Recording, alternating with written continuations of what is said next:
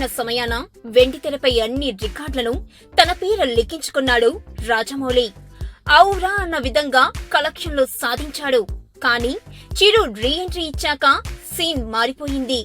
రికార్డులు సృష్టించాలన్నా, ఆ రికార్డులను బ్రేక్ చేయాలన్నా అది తనకే సాధ్యమని మరోసారి నిరూపించాడు సుప్రీం.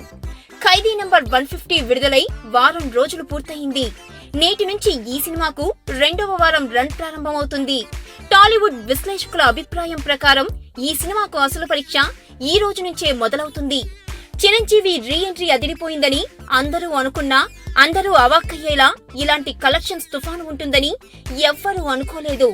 ఈ మూవీ మొదటి రోజు కలెక్షన్ సునామీ ముగిసిన తర్వాత, శాతకర్ణికి పాజిటివ్ టాక్ వచ్చిన తర్వాత కూడా ఈ మూవీ కలెక్షన్స్ జోరు తగ్గకపోవడం ఎవ్వరికీ అర్థం కాని విషయంగా మారింది.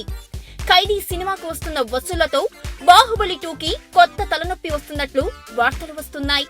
ఉత్తరాంధ్రలో ఖైదీ జోరుకు బాహుబలి రికార్డు ఎప్పుడో మటాష్ అయిపోయిందన్న మాట వినిపిస్తోంది. ఫిలిం నగర్ వర్గాల నుండి అందుతున్న సమాచారం మేరకు కొందరు ఇప్పటికే ఖైదీ 6-7 కోట్లు కలెక్షన్ సాధించిందన్న మాట చెబుతుంటే, మరికొందరు ఖైదీ ఈ ప్రాంతంలో వసూలు చేసిన కలెక్షన్స్ 10 కోట్లకు పైనే కలెక్షన్లు ఉన్నాయని అంటున్నారు.